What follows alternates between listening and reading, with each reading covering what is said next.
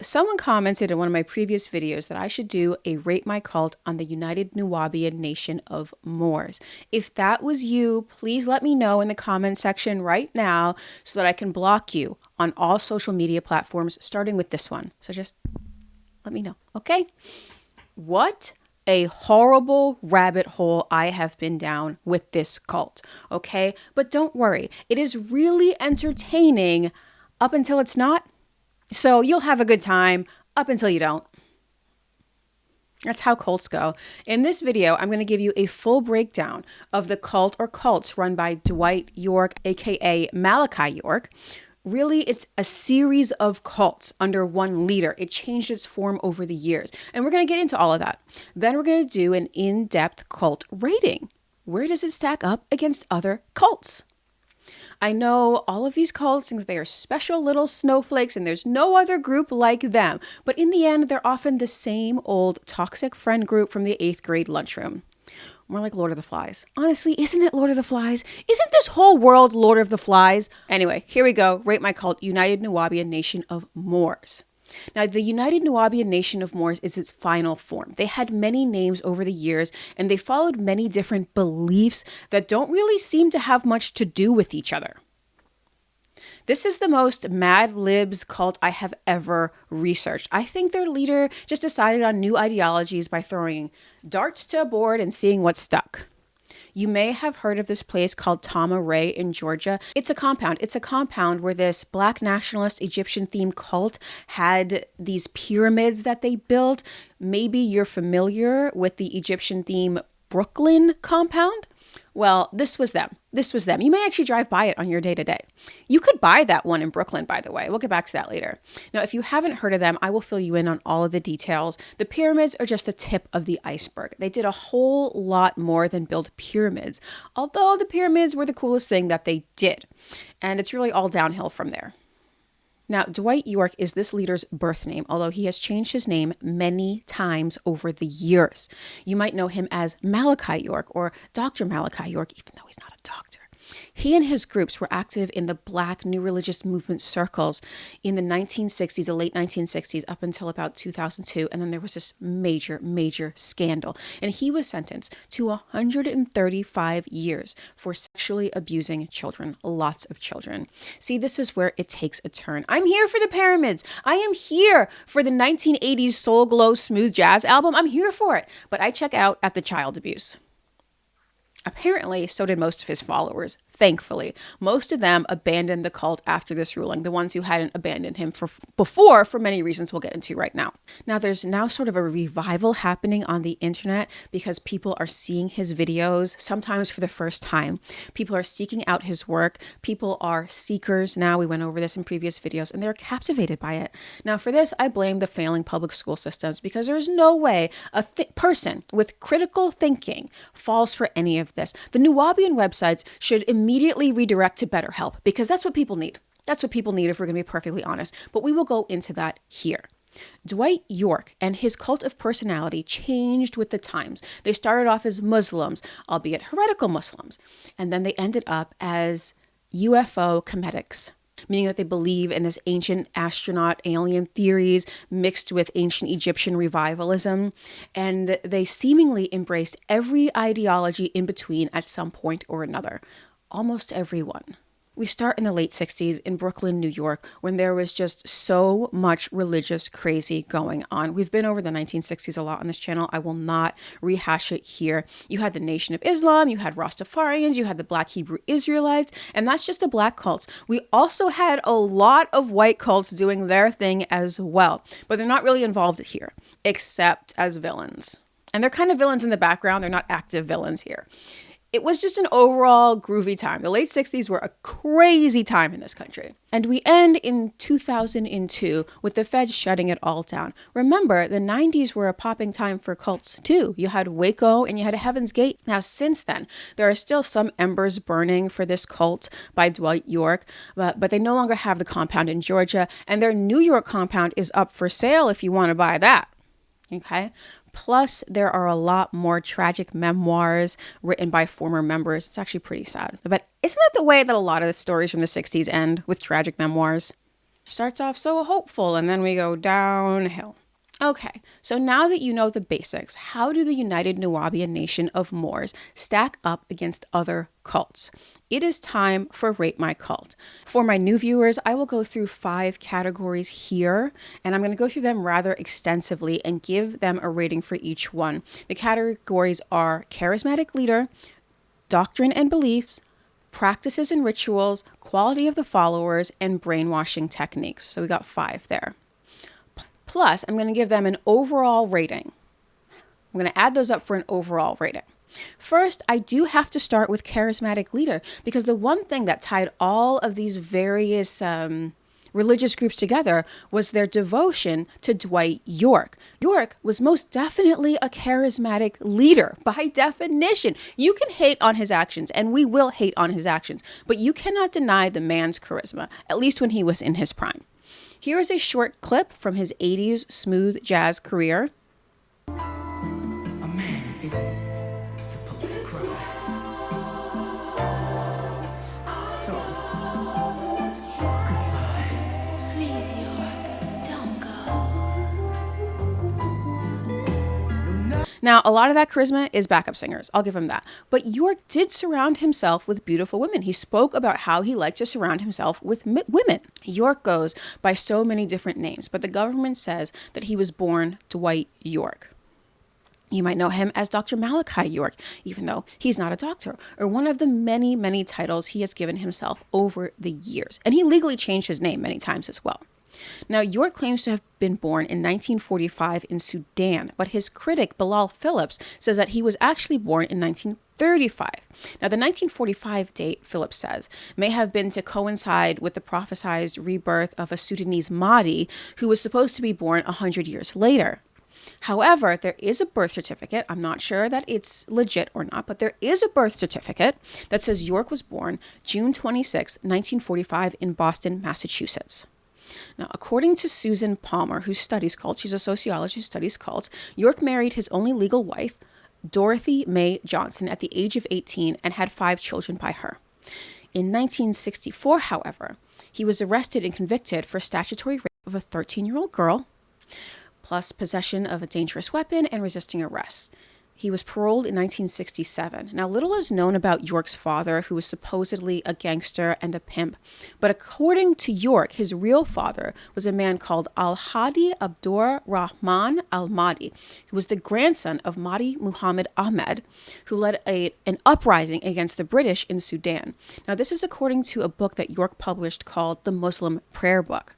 Now, I don't know if this still holds up because York shed the Muslim costume, okay? He shed that by the 90s, and he claimed this in the 1970s. Now, according to Palmer, upon York's 1967 release from prison, he attended the Islamic Mission of America, founded by Sheikh Dawood Faisal, who was his only spiritual teacher. Now, this center embraced Orthodox Sunni Islam and rejected the Nation of Islam, which most mainstream Islamic sects consider heretical anyway.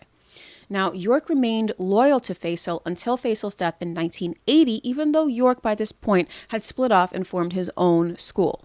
Now, when York got out of prison in 1967, he sold incense and perfumes on the streets of Harlem. He got into philosophical conversations with passers-by, and that prompted him to make and distribute these pamphlets, to sell these pamphlets. Now, the first group he was involved in was called Ansar Pure Sofi, and he went by the name Isa Abdullah. Now, they had the symbol of the Islamic crescent and the Star of David and the Ankh. Now, in 1968, they briefly switched to the Nubian Islamic Hebrews, and the dress code switched to African garbs, just like that, switched immediately.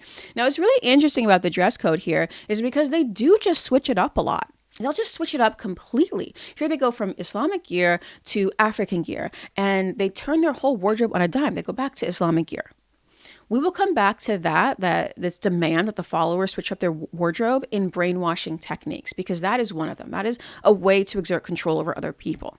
We'll go back to this scene. We're in 1968, and his people are in New York wearing African garbs. York's new name is Imam Isa, with Isa being another name for Jesus. Here he started his racialist slander against white people. They don't call it racist, they call it racialist, saying that these white people bear the mark of Ham. Now, we have been over the mark of Ham ad nauseum on this channel. 12 tribes said that black people have it. York says that white people have it. Nobody has it, okay? Nobody has it. It isn't real. We all suck. And what determines our fate is not some ancient curse from Noah to his son, but whether or not you invested in NVIDIA early enough. Now, from 1973 to 1992, York claimed to be this Mahdi reborn, which we just spoke about, and he led the Islamic Ansaru Allah community. This, of course, is during his aspiring musician phase. In the early to mid 1980s, York released the album New. He's York and the album is New. So New York, do you get it? You get it? It's his joke, not mine. So if you get it or not, it's nothing on me. I'm just saying. New York, get it? Anyway, I'll be honest, this is some solid blaxploitation background music for a love scene. Okay, it's something you hear in the background, don't really remember it. For copyright reasons, I can't really play too much of it. I can only play little clips. But I do wonder if history would be any different if he had had a hit. Would he have still continued with this cult business? I don't know. Now, the failed artist to cult leader pipeline is unmatched. We remember that Manson was a failed folk musician. Hitler was a failed artist. And I have a theory here. And I have no evidence for this theory, but hear me out. I do art and I study cults. So I am more qualified than most to have a theory. So take it for what it's worth. I think that a lot of people will not reflect deeper into their art. They just will not put in the effort to improve themselves and improve their work. Their ego won't allow it because you need to break down your ego to build up your craft. They want the adoration, but they won't put in the real work. So they switch to manipulation and to bullying.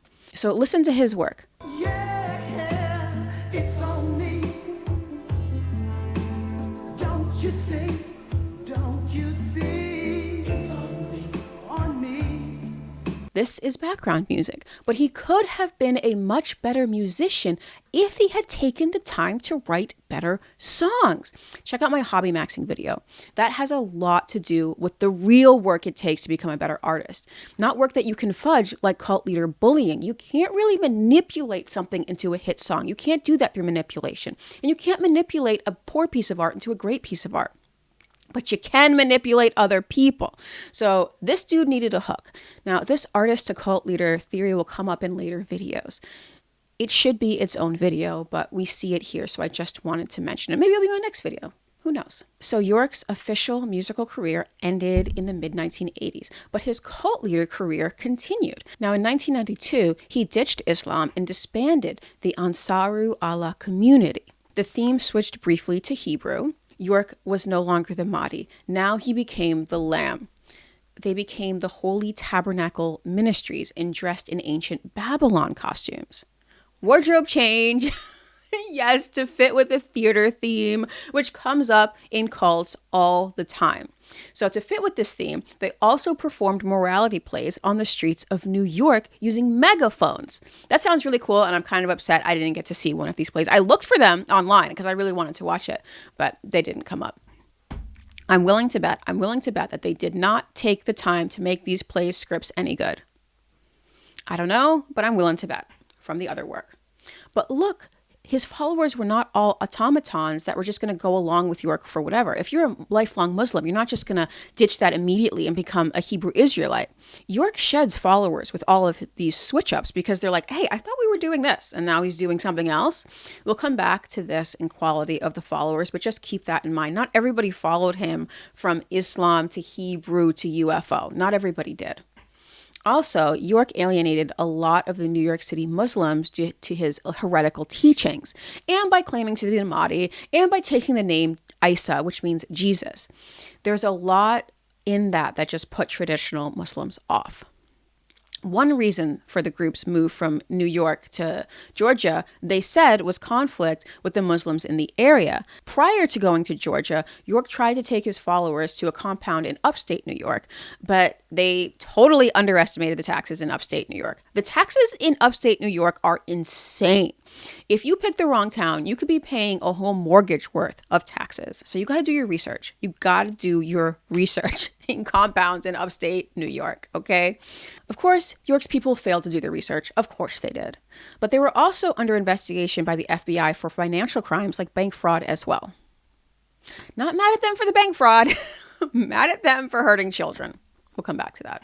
Now, after York dropped this Ansaru Allah community facade, the group had a brief secularization phase where they emphasized science. They would say things like, check it out and do your research. And by research, they meant to buy and read one of York's hundreds of books that he wrote. It did not mean to go and read it in an encyclopedia or look it up at the library. It's like, no, you go to his propaganda pages. They called this Factology. They were factologists. And I love this because it is a precursor to the current mind that we are going through, where everybody on the internet has their own set of facts. And they will come and they will say, do your research. And by that, they mean go to their propaganda pages and read what's on their propaganda pages, not on other people's propaganda pages. Certainly not in the encyclopedia or in the library, because that's government propaganda. But this is a feature of alternative press. This goes back to the beginning. We're just getting so much of it right now. It is a really great way to manipulate people. And we see that York was actually ahead of his time. We'll come back to this in brainwashing techniques. Now, in 1993, York changed his name to Malachi York, as many know him today. The group adopted the title, the United Nuwaubian Nation of Moors, and bought 475 acres of farmland. This is farmland in Eatonton, Georgia. There, they moved and they began construction on Tama-Re. You may have seen pictures of Tama-Re. Now, Tama-Re is an Egyptian village or a neo-revivalist Egyptian village. And for some reason, they spelled Egyptian E-G-I-P-T-I-A-N. So an I instead of a Y in there. So we'll go more into this in brainwashing techniques, but manipulating the language was very important to York, as it is with many black cults, because look, they have to use the oppressor's language, okay? They have to use the oppressor's tongue, but you can make it your own. They made it their own. You rebel in some way by changing the language you're forced to use. Or maybe they're just not good at spelling and etymology, and you pass it off as rebellion. Whatever. Nevertheless, you'll see Egyptian with an I. Just go with it. Just go with it. They also, in addition to all of this, called themselves the Yamasee Native American Moors of the Creek Nation and claimed the land in Georgia as sovereign territory with York as its leader. York claimed to be descended from Pocahontas on his mother's side, and York said that they were descended from melanated people who traveled to the Americas before the continents split apart. Now, the continents split apart about 200 million years ago. So no, that did not happen. No. Humans have existed in their current form for, let's say, 1 million years. Scientists say like 200,000, but let's say 1 million for all the theories out there. I'll give them the benefit of the doubt. Let's say 1 million. There were not humans and dinosaurs like playing baseball together.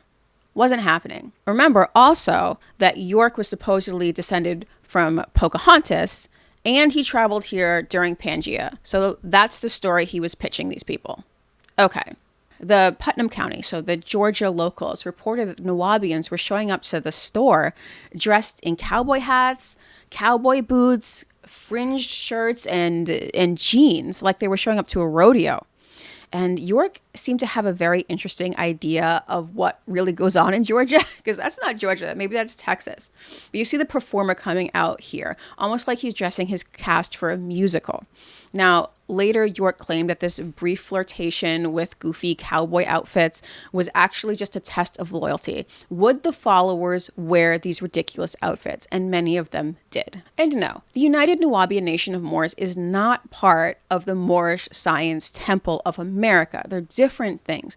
York was a member of that, or he may have been a member of that in his youth. And he carried the Moorish Science Temple passport, an idea which he stole for Tama-Re. York steals ideas all the time. He just loves to steal ideas. He took a lot of his religious ideas from other people and called them his own.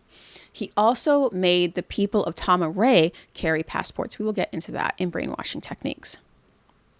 There's a really interesting anecdote in Palmer's book about how York just stole Zecharia Sitchin's ideas. Now, Zecharia Sitchin popularized this ancient astronaut theory stuff. You know, ancient aliens. Do you love ancient aliens? I love ancient aliens.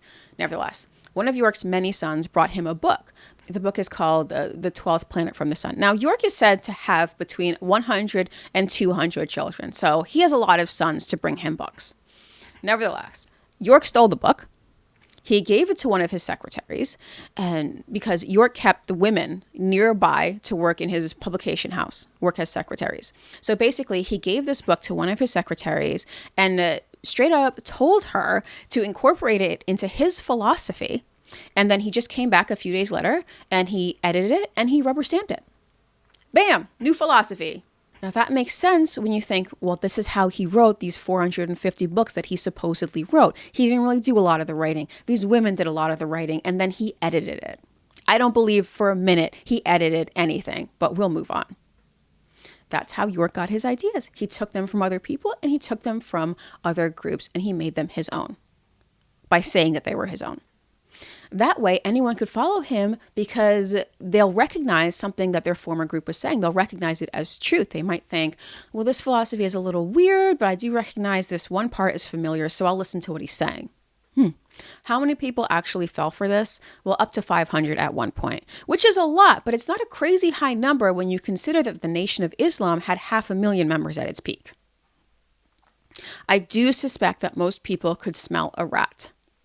Now, by this point, York is the full-on messiah sent to Earth from the planet Rizq in the galaxy Ilion to save the decent humans who are descended from the Anunnaki from the Luciferian descended humans. The Anunnaki seed is trapped in this prison of racist America and held captive by these Archon-like pale men, or the white man. See, you see the Gnosticism here. We see the borrowing of Gnosticism. Now, initially in Georgia, the group was left alone. It's like, whatever, you guys are weird, you do your thing. The locals seem to have even gotten a kick out of them and their cowboy outfits. But they broke these zoning laws by building an Egyptian-themed nightclub called Ramses. Now, this is farmland that they bought. So in 1998, the city sought an injunction against new construction not properly zoned for the area. And this feud just escalated. One of the city's attorneys found a mutilated dog carcass on his property. Was it a Nuwaubian? Probably. If so, my sympathy is gone for these people. And you're like, well, what about the child molestation? Yes, of course, the child molestation. But this came first.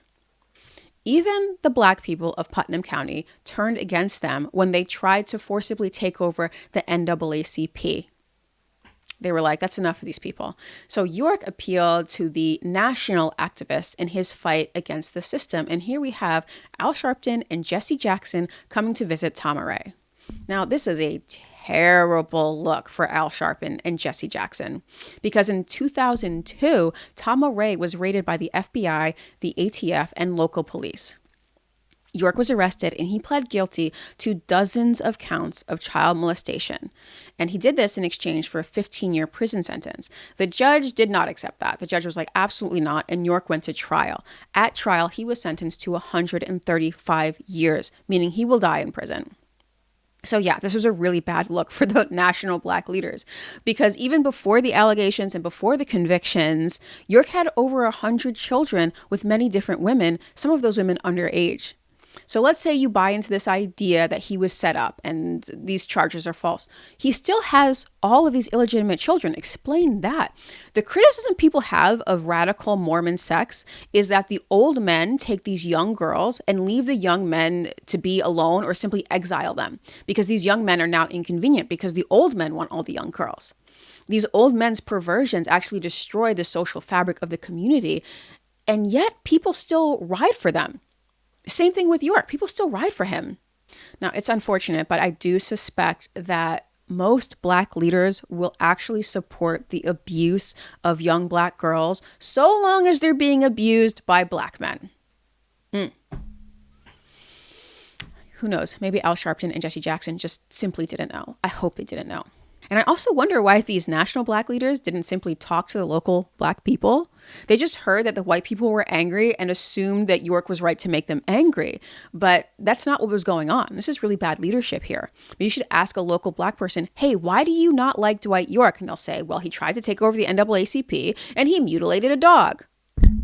Now, the group or groups that have since sprung from the Nuwaubians say that Dwight York was set up, that his bitter son Jacob turned his former followers against York and convinced them to lie. They speak of this conspiracy meeting in Florida.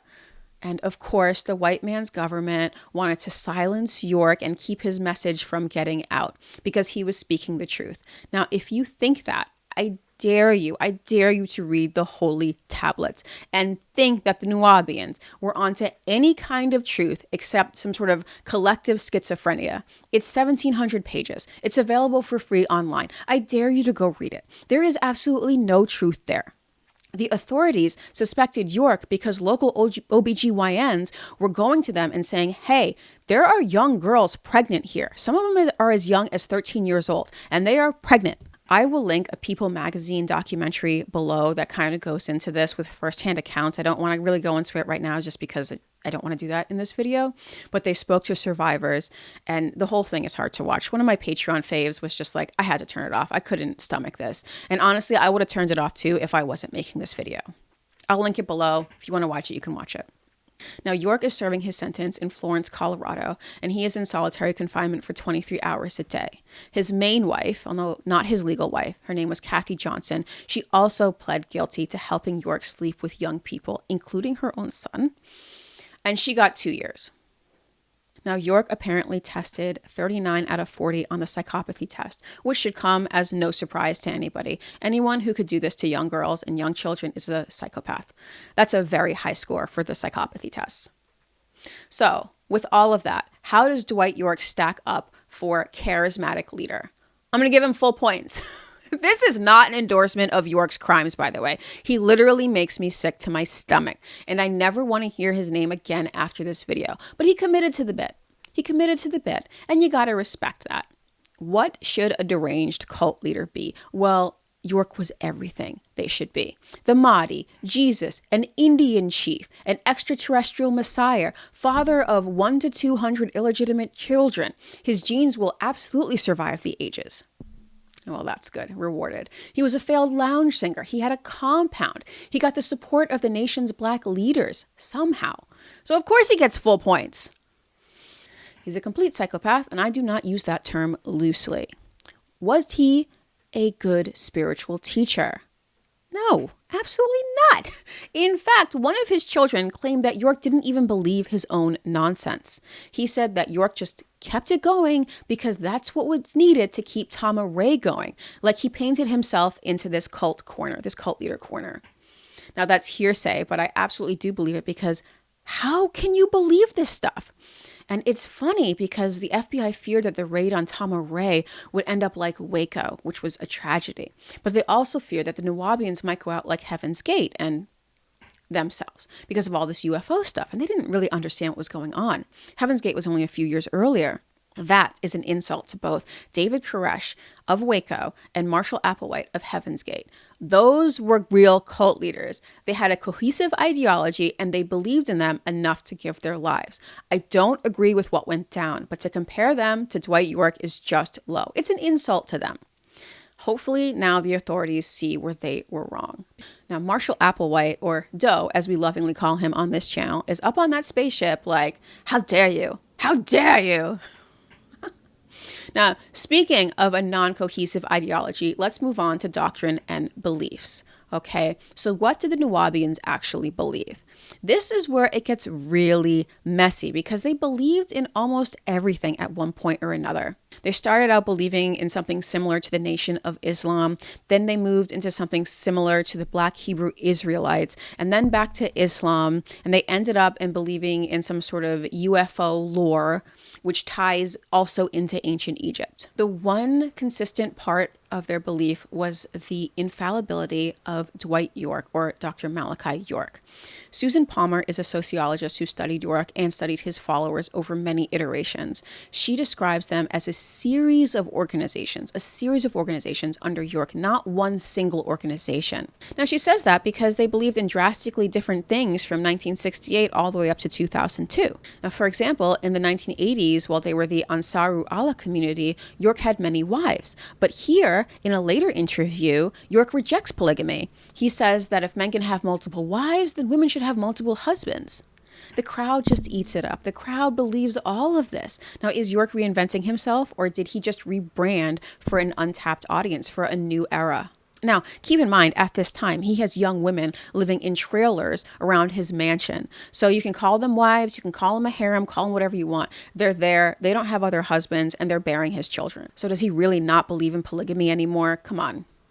His actions speak louder than his words. Now, if we are talking about the United Nuwaubian Nation of Moors, which is their final iteration, they believed in UFO and kemetism. Okay, their holy book is called the Holy Tablet, and it is meant to combine basically all of the major religions into one, plus ancient astronaut theory. Now, this is a common recurrence with York. Why follow the Nation of Islam or the Black Hebrew Israelites or the Baptists when York is saying all of those things too? So York is saying everything that they are, so you might as well follow him, right? Right? Makes sense. That was York's logic. And you see this didn't float with many of his followers because they were seeking truth and he wasn't giving it. Islam, Judaism, and Christianity, they're very different religions. Their foundations are different and the way they practice is different. And that's why you see a lot of his followers abandoning York during these big shifts. Now, we'll come back to that. The Holy Tablets are 1,700 pages, and they are supposedly divinely inspired. Okay, they came from God. And they were also based on the ancient Sumerian tablets, which the Torah was based on. And they were also given to him by God at the same time. See, York just throws everything at the wall and sees what sticks. Just everything. Two things, same thing.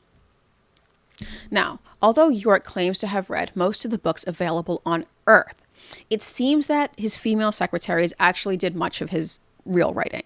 They did the actual typing writing.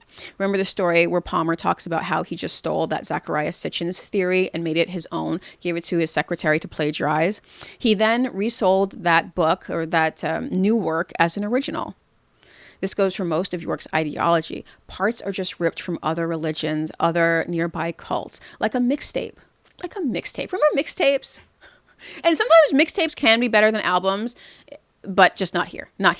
Okay, this is a bad mixtape. Now, in York's 1990 book called The Pale Man, York claims that Native Americans and Asians suffer from Down syndrome, a side effect of leprosy. He thought that because the word Mongoloid and the word Mongolian were similar, it must mean that Asians were mentally disabled. All of that is nonsense. It is absolute nonsense. And that's not how you get Down syndrome either. Nor do Asians or Native Americans have Down syndrome. That's a horrible thing to say. Asians are whooping our asses in IQ tests. It's crazy that you would think that. Now, York reversed this position a few years later. In 1992, York claimed that brown people were the divine, no longer black people, the brown people. York taught that white people, or most white people, were demonic. They were just demonic, descended from Luciferians. But there were some white angels out there, and they possessed some semblance of a soul. These were people like the abolitionists, for example. And through these selfless acts where they helped the Nuwaubians, they would grow a soul and their skin would darken. We know that about the abolitionists, that they all had black skin by the time they died. Come on. York's followers describe themselves as racialists, not racist, which is good because this racism is just horrible. It's just horrible racism. Of course, all racism is bad, but if you're going to dabble in racism, please do a better job. If you need tips, you can check out Elon Musk's Twitter. Now that is racism. This is T-ball. Musk is playing the major leagues, okay? Of course, both black and white racists fail to take into account how horrible all races are. So I reject racism entirely. Back to the Holy Tablets, which were both revealed to him by God, divinely told to him by God, and based on these ancient Sumerian tablets, which inspired the Torah. Okay. It tells the story of how man came to be on Earth, particularly the Nuwaubians. It has numerous creation myths, which borrow from most of the major religions and ancient astronaut theories from Zecharia Sitchin's. The godhead seems to be called the Anu, Anu. Now, Anu created with the Word, which is also from the Old Testament. Also, Adam was created in a lab in Cydonia, like in the Nation of Islam. Also, the planet/spaceship Nibiru destroyed Tiamat, which was later called Earth, and then helped rebuild it. And this happened over many time zones. His words, not mine. I think he means epics. And so there was time for all of this to happen. So we see here many levels of creation that incorporate all of the major religions. So there's something for everyone, right? And to me, the holy tablets lacked depth. They were trying to do too much, and so they couldn't do much at all. Okay? If you have 5 creation myths, well, where is the meaning? Where's the meaning if there's 5, okay? It's like going to a movie where there's just too much plot, or reading a novel where they're just spitting information at you. It's just like, I need to find meaning here, okay? And this is what I mean when I say that York refused to work on his art. Why is his later writing still so bad? He had many years to refine and edit and become a better writer, really work on his craft, but he failed to do that. He spent all his time bedding these young girls. Now, York's later lectures were a lot more concise, so I see why people may be more attracted to these, if you're looking for something to be attracted to. But the Holy Tablets is convoluted. It's convoluted by holy book standards even. It seems like he's trying to fit in a major history like in the Torah, and he's also trying to fit in things from the Quran and from the New Testament. But it's all clearly made up, and he's just not good enough of a writer. There's a lot of imagination there, so points for imagination. It reads like the work of a very imaginative but very racist second grader. Now, York's lectures from the end seem to be a lot more uplifting. He says that he doesn't believe in polygamy despite having 100 to 200 illegitimate children. So I guess he believes in fatherless homes. I feel that they are more uplifting because that was what was going on in society. That was the general trend. Remember the late 90s and early 2000s, that's when Oprah started her spiritual power, or she was in full control of her spiritual power. She's like the priestess of the country. It was the beginning of this cult of positivity that we addressed a few weeks ago. York may have just been latching on to that zeitgeist, which is what York often does. We see New Age beliefs influenced by Eastern mysticism, such as this idea that the Om, that is the background noise of the universe. So he borrowed that, or he stole that, put that in his book. York says to love everyone like you love your child. If you do love properly, animals will love you and plants will grow in your yard. Please do not test this on actual wild animals. It's just talk. This is not to be tested in the real world. But some of his talks from the end, they are also batshit too, which is why I am shocked by YouTube comments like, Dr. York is the real deal, Dr. York is the truth. For example, he says that some angelic humans are descended from the Anunnaki, who are extraterrestrials, and others are descended from Luciferians, who are other extraterrestrials. And we know from biology that we have a common ancestor, which was not so long ago because we can interbreed. Now, York also believes in the common ancestor theory, which seems to contradict this idea that we are descended from 2 different extraterrestrial lines. This is what I mean by people who believe this must have come from subpar schools, because how does anybody believe that and have graduated even from 8th grade biology? I suspect that York's current revival is due to his talks being on video and not written down. We've discussed on this channel how illiterate the country has become, and I wonder if people would be buying this if they had to read it. Could these people read well-written books, let alone this convoluted tripe that York put out? No. That's a bigger problem than York. So you could sell this guy on TikTok, not YouTube, because York's very short 2-minute videos are digestible, and sometimes he makes sense if you cut it up into 2-minute bits. But his hour-long talks like, who and what are you? He starts to slip into crazy. He can't hold it for a whole hour. However, you could pick and choose a few minutes here and there and put that out and say, oh, look at this guy. He's a spiritual leader. He sounds lucid, huh? For example, in this talk, the idea that the earth is a prison and we must suffer and overcome our rebellious spirit is very Gnostic. That there is a demiurge which imprisons us on this planet and steals our energy. Okay, I'm listening. I'm into Gnosticism. What you got? But then he starts to lecture us about the Star Wars stuff, like there are 19 galaxies in Theta. Now, this is also not original. We know about the Galactic Federation and these New Age cults. They're fun, by the way. Also, Jesus is in a starship. He is not in heaven. Now, look, if you want to go for that UFO stuff, good. But York's UFO lore actually contradicts known history. He says that the ETs put Truman out of his misery through telepathy so that Eisenhower could take office. Truman died 20 years later. Truman died in 1972, 20 years after he left office. York really takes advantage of the fact that his followers don't know anything about history. And he drops all of these key words and historical terms to sound informed, but they don't know. York then flatters his listeners by calling them brilliant and descended from benevolent angelic beings, the Anunnaki, but he clearly doesn't respect their intelligence. So overall, low points for doctrine and beliefs. They cancel each other out. They just do. They contradict each other. They're plagiarized and they're convoluted. If you want to find meaning, I'm sure you can by just focusing on one singular aspect, but you would have to ignore everything else. Now, you might have practice doing that if you already follow a religion, but nevertheless, this is much worse than the others. Low points for doctrine and beliefs.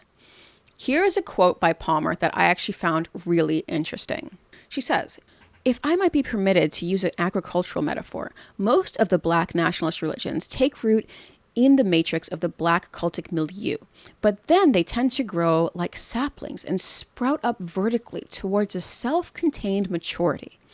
York's ephemeral groups, in contrast, behave more like rhizomes, i.e. potatoes or strawberries. Lacking firm stems or trunks, they reach out their tentacles or tubers, pulling up their shallow roots so as to drift horizontally, sprouting up as new plants, nurtured in the rich soil of the Black cultic milieu. For over 40 years, York has continued to borrow from many sources, and his movement waxes ever more eclectic as it matures. To facilitate this nomadic process, York must periodically fold up his tenants and his tents, debrief his schools, and contradict his own exoteric teachings, behavior that might appear to be counterproductive to an outsider." Very good. It does appear counterproductive. Yes, good quote. Okay, so let's move on to practices and rituals. Once again, this will change depending on which York cult we are talking about. While they were in New York under the Ansaru Allah community, the men and women lived in different barracks, different dormitories. York surrounded himself with women, and the men were either security guards or they went out to sell his incense, his perfumes, basically to make money for the group. They had a quota. They had to sell a certain amount. The children lived in their own separate section of the women's dormitory, and they were cared for by women who were not their mothers. The mothers came in to breastfeed, visit with their children, and then they had to leave. This tears apart the family and family ties and makes the individual's closest relationship the group and not their family. They're more dependent on the group than their family, basically. Followers were expected to speak Arabic or Nubic, which is an Arabic-influenced language that was unique to the group that York invented. Now, this particular former member tells how she couldn't speak with her mother because English was not allowed there, and her mother only knew English. So her mother, who couldn't even live with her, just couldn't even speak to her either. This person was forced to join because her father decided to join, and the family followed him inside because he was like, "I'm going with or without you." Well, in this era in New York, they wore modest dress because they were supposedly practicing Islam. That turned on a dime in the 90s. Remember that. That turned on a dime. Photos were forbidden inside of their New York compound. There seem to have been a lot of performances over the ages. So York had this jazz band with backup singers. They also performed these morality plays on the streets of New York. They also heavily influenced the hip hop community and were influenced by them. Palmer tells of this like slam poetry performance event that she went to.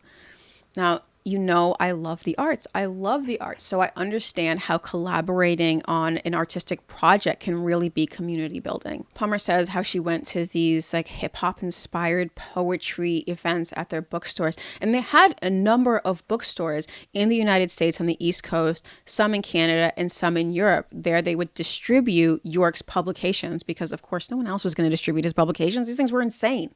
Also, for practices and rituals, they changed their clothing like you would a change of clothes. So they changed their entire clothing style like it was absolutely nothing. So they would go from one extreme to the other over the years. And that means they didn't have a real sincere reason for dressing a certain way. It was just kind of a passing fad. There was no meaning behind it. It was just the style, their particular style of that cult at the time. They also did a good deal of these construction projects in New York and in Georgia as well, especially in Georgia, where they built these pyramids, although they did not build these pyramids very well. Very bonding experience.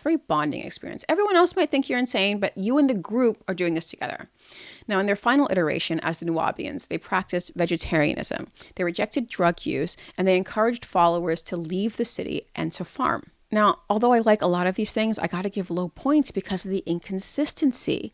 Do the rituals have meaning, or is it just a thing to do for today, and tomorrow we'll do something different? Now, that brings me to the quality of the followers. What do these followers bring to the table? How can they help the cult? We saw in Heaven's Gate, for example, that they brought computer programming skills that could financially support the cult. Here, the followers come from this urban Black community, first in New York and then from cities around the East Coast and Canada and London. And this is where they set up these bookstores. In one of York's speeches, he explains that the Luciferians are sabotaging the children of the Anunnaki, meaning the children of the humans with angelic blood. So if a person is looking for a job and they are overlooked, they are not given the job, it's not because they lack the skills, it's because the Luciferians don't want them to succeed. Now, this might be a very appealing message to chronically unlucky people. If you never get what you want, is it your fault? No, it's Luciferians. Is it the world's fault? No, it's Luciferians. Now, on one episode of Cult Vault, this woman called N. Jamila Krisholm explains that her father joined York's group because York told him that he was special. Growing up, he was the only boy, so he was treated like a little prince at home. And of course, he gets into the real world and he's not treated like a prince. And she blames the anti-Blackness in the US in the 1970s for her father being mistreated. Nevertheless, York told him that he was special. And her father bought it hook, line, and sinker. He threatened to go with or without her mother. So they all joined the Ansaru Allah community together. Now, inside, her mother had a terrible time. She was kept away from her child, and her father took on a second wife, the woman who was actually looking after her child. So to add insult to injury. So York appealed to this man's ego to affirm his masculine domination over the world and over his family. And the father just bought it all up. And he destroyed his family, completely destroyed his family. This flattery is so dangerous because insecure people really fall for it, don't they? Eventually, her mother took her and left the organization. She just had enough and she just said, I'm done with this. So in this example, we have a man insecure in his masculinity and his wife who join together. Now, I can't believe this is legal. I can't believe it's illegal to abuse your spouse in this way, but there are so many legal ways that you can screw up your family. So many legal ways to torture your spouse. It's horrible. Anyway, her father was a member of the New York street team whose job it was to go out and to sell incense and to sell literature on the street to passersby. These men, like I said, they got quotas, and if they didn't meet those quotas, they were asked to leave. So men either earned money like this by selling these pamphlets, or they provided security. The women of the Ansaru Allah community, they worked in the offices. They also brought in money through welfare assistance. York kept a harem of female members that he found attractive. It was a great honor to be asked to be part of his family, apparently. Now, according to People magazine, York had 30 wives and 100 children. I've heard that estimate go as high as 200 children. Probably somewhere in between, closer. I'm going to use a conservative estimate and say 100 children, but that's still a lot. Now, York was convicted on numerous counts of child molestation. 14 young girls testified that they had been victims. He was also convicted of using adult women that he had previously molested to find and groom new victims for him. York believed that a woman remains loyal to the man she lost her virginity to. According to the people that the People magazine interviewed, York claimed that this was a Sudanese custom. Look, I'm going to be honest. I don't know if this is a Sudanese custom, but it is a psychopath custom. And no, women don't stay loyal to the men they lose their virginity to. That's insane. Now, many of York's Ansaru followers deserted him after he abandoned Islam and switched it up to Factology and then this UFO kemetism. Some did go with him from New York to Georgia. It is this YouTuber's opinion that the smart people left. First off, they were primarily Muslim. So it's hard to just abandon that because someone says, hey, we're doing this now. Second, they probably had more social support in New York than they would have had in Georgia. In Georgia, they would have been completely dependent on York and on the group. Now, there is this account from Ruby, who was one of York's many wives, and she says that she did leave the Georgia compound after she found out that he molested a 5-year-old girl. This girl was the daughter of one of her co-wives. Ruby said that she got into a van that was carrying literature to the New York bookstore and no one tried to stop her. She was able to just leave. There was a mental manipulation saying that you can't survive on your own. If you go out into the real world, they're going to eat you alive. But they weren't physically prevented from leaving. And Ruby was able to leave because she was just so disgusted. According to this documentary, girls would arrive in Georgia and they were given the option to submit to York or to leave. Now, of course that we know that the best option for them would be to leave, but a teenage girl might not understand that she does have support on the outside and she might not know where to find it because that's not really advertised to people, especially not a teenage girl. So from what I can gather, a good deal of his followers did leave by the year 2000. The doc says that a third of his inner circle of women left by then. This is in addition to the old school Ansaro Muslims that left as well. So York is kind of left with these people who believe in the UFO kemetism version of his cult, which is arguably less meaningful than Islam. Islam, for all its flaws, has survived for 1400 years. So there's got to be something to it. This new stuff is questionable at best. A former follower and now a professional hater by the name of Chuck Morgan left. He now runs a page called Nuwaubianism.com because you can spell it with a B or a P. And he has an associated YouTube page. I appreciate someone hating on something that they think is evil. Imagine if you recognize evil, have participated in evil, and perhaps even recruited others to evil and then just walk away. Like, no, you have to do something about it. Chuck Morgan has not just walked away. He's decided he's going to do something about it. He did a great podcast with Killer Priest on Killer Priest YouTube where he really tried to warn people about the revivalism of Nuwaubianism. Morgan attributes these new Nuwaubians to these little kids who used to live on the compound and they themselves weren't molested. So they say, look, I wasn't abused, so nobody was abused, and these are all lies. Like, imagine the gall that takes. Like, how cute do you think you were at 5 years old, where if a 5-year-old was going to get molested, it was going to be you? What? You think your barrettes were really that cute that he couldn't resist himself? I would be grateful that I dodged a bullet, but these people are saying, well, he didn't rape me, so he didn't rape anybody. Morgan reads a poem from this young man who dealt with sexual abuse on the compound. And this young man, he writes this beautiful poem, and that caused a lot of people to come into his comment section and say, look, I feel where you're coming from. The same thing happened to me.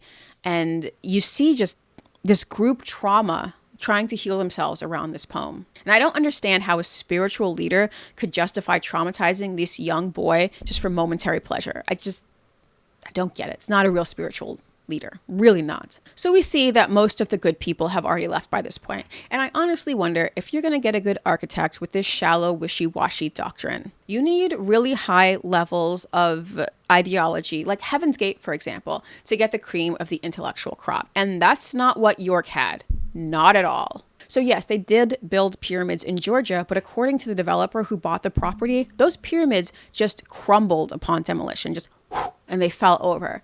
Tama-Re had been built by float builders, and they were mostly made of stucco. I feel that this is the perfect metaphor for the Nuwaubian philosophy.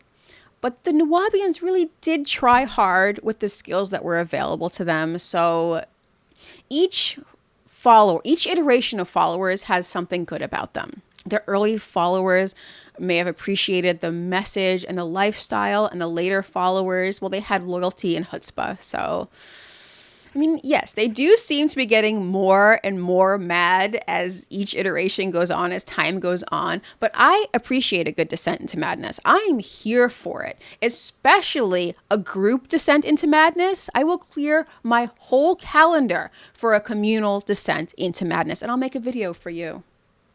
Now, most others deserted after York's arrest and conviction, because remember, York pled guilty before he was sent to trial, so he has not always denied these charges. That's a big red flag, because why would an innocent person ever admit to molesting children? It's horrible. It's horrible. His wife, Kathy Johnson, she pled guilty to helping him do it. Her son was one of his victims, and she facilitated that abuse, and she served some years in prison for that. So you do have to give his followers points for loyalty. York molested dozens, if not hundreds, of young people, both male and female, and young teens, and then he recruited them to help him get more people to molest. Parents actually gave their children over to this, like some sort of child sacrifice to their god, like a sacrifice to the god Moloch. Husbands gave their wives over. And unfortunately, that is not uncommon with cult leaders. It's not. It's really not. So half points for quality of the followers. They had some good things about them, but we're not talking Opus Dei here, okay? These are average or below average people who believed the message that they were special, because everyone wants to believe that they're special, and that's what York was telling them.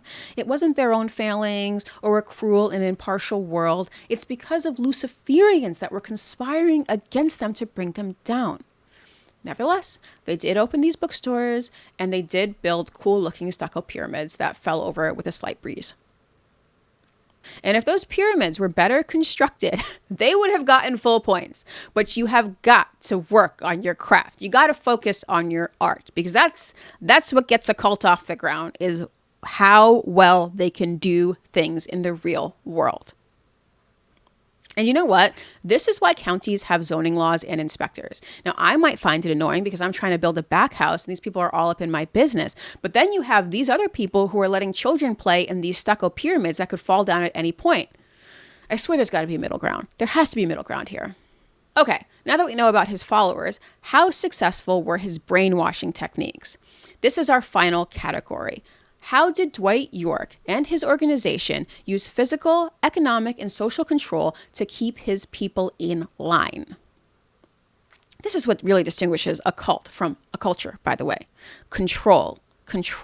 Now, we know that controlling people is evil because it undermines their free will. But part of York's ideology is that free will is actually Luciferian. People choosing for themselves instead of listening directly to the Godhead is what caused the fall of man in the first place. That's in the Holy Tablets. It's actually in the Holy Tablets. And that is the first method of brainwashing. You call free will evil. Don't have free will. Don't use your free will. Does this make any sense? No? Well, don't worry about that. Don't worry about it. Then we see the use of language. York and his followers manipulate language. This is very common in black cults, by the way, as we have seen. The I-E-Y-E for I, that's common. The Nuwaubians used more, M-O-O-R, for more, M-O-R-E. Palmer says that they manipulate language without thought to etymology, which means word origin, and they base it off of simple phonetics, meaning the sounds. Now, this is a way for black cults to take their power back. So, because look, up until our parents' generation, maybe our grandparents' generation, most black people didn't have access to the same level of education as their white counterparts. Come on, let's be honest here. They weren't learning Latin. They weren't learning French like that. So what did they care about etymology? But we also see numerous grammar and spelling mistakes in their work. Remember, they spell Egyptian, E-G-I-P-T-I-A-N, an I instead of a Y, for example. Maybe it started as a simple mistake and then it made its way into their cultic lingo. This is a way to distinguish in-group from out-group. How do you speak? Do you know our language? We also see these slogans used to answer relevant criticism, like what do you mean this dude is talking like he's from the planet Rizk? Well, do your research. Do your research. Well, if you did any research at all, it would reveal that this is all nonsense. But remember, York, he's not picking from the cream of the intellectual crop here. He's picking people that were rejected from larger society. He's appealing to people who are having a lot of trouble figuring out how the world works and how to make the world work for them. Do your research is supposed to be the end of the conversation, not the beginning of the conversation. These slogans replace critical thinking. That's why I hate slogans on this channel. I absolutely despise them. Check out my videos on slogans. Now, the last point I want to make on language is that the Nuwaubians had a language of their own called Nubic. Members also spoke Arabic. Now, who else is speaking Nubic?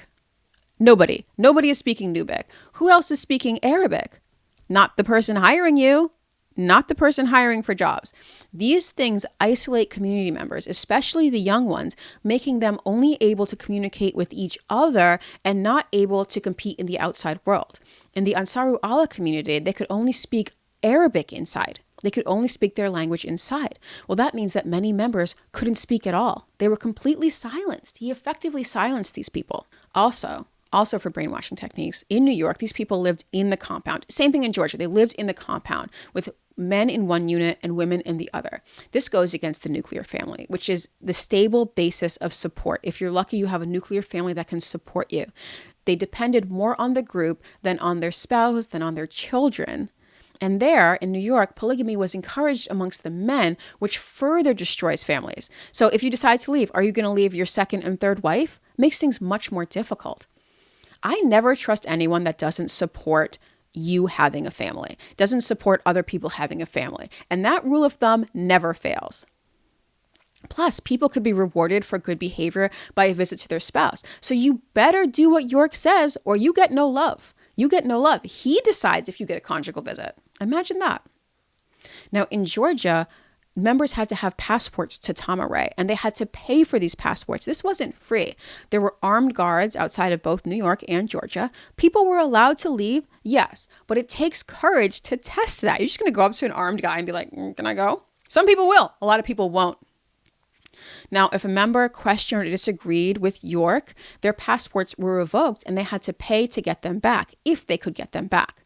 If someone taught differently from York, which seems impossible because he taught just about everything, once again, their passport could be revoked. Now, this is effectively exile, which we now understand, looking back on what happened there. Exile would have been the best thing for anybody, but people don't understand that at the time. On a very visceral level, like deep in your gut, when you're exiled, that's the tribe rejecting you, and then we're off and on our own. And if we're on the savannah or, in the wilderness and we're on our own, that means death. So we fear exile, and for good reason. Now, oftentimes families went in together. So if a person got it in their head that, hey, this stuff is nonsense, they would have to abandon their family in order to leave. Okay, so let's be honest. How many people are really going to do that? Some did. Some certainly did. And this is also unfortunate because we do see stories of parents giving permission for York to have their daughters. The parents gave their daughters away. So if you're a 15-year-old girl, do you understand that your parents and your entire community are wrong? It takes a really strong personality to understand that. Or do you think that the problem is you? Most people will think that the problem is them. That's how strong social pressure is. And that brings me to the last thing I'm going to bring up. York raping and impregnating so many young girls. He believed that if he could take a girl's virginity, that she'd be loyal to him her whole life. So it was a deliberate attempt to control these young girls.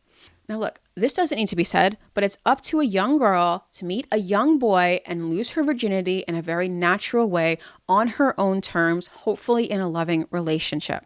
York deprived both parties, both the young girls and the young boys, of that rite of passage. Plus, he saddled these young girls with babies, which further weakened their ability to move freely. So having a child with your husband or your boyfriend, that really limits a grown woman's options. We know this, or I know this. But imagine having a child by this self-proclaimed God King. Where are your options now? What options does she have now?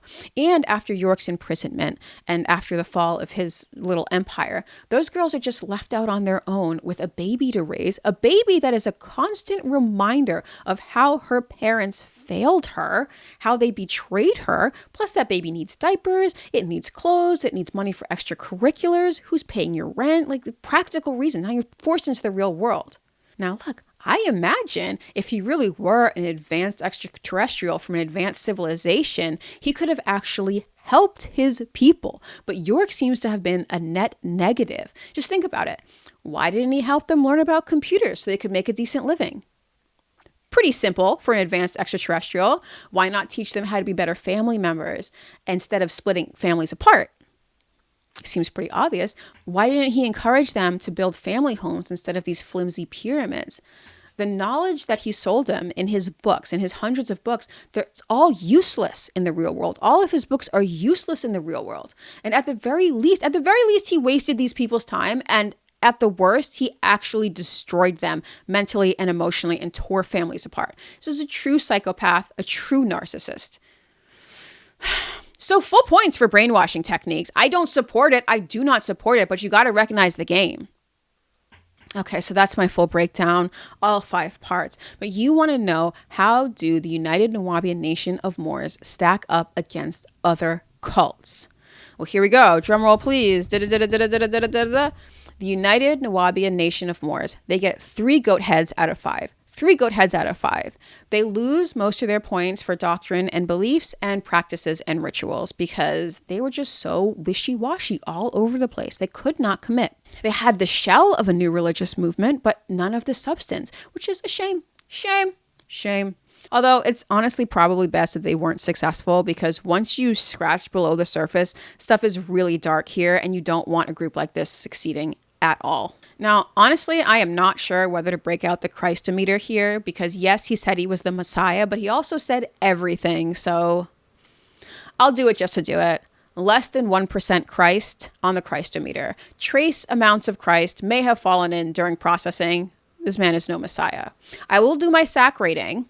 Are the Nuwaubians better or worse than standard American culture? This is a binary scale, by the way. They are most certainly worse. The members are worse off for having participated. He wasted everybody's time and he hurt a lot of people, particularly children, which is unforgivable. It's simply unforgivable. Say what you will about the standard American culture, but Americans hate pedos. They really do. And this guy is a confessed and convicted pedo. No. Now, if you liked this video, definitely check out my video, my Rate My Cult on Father Defined, the most important cult you've never heard of. That's a cult that I can get behind. Now, if you didn't like this video, that's okay, because I didn't like it either. I never want to hear about these people again, and I never want to hear about York again. I hope all of his victims find peace. God bless you.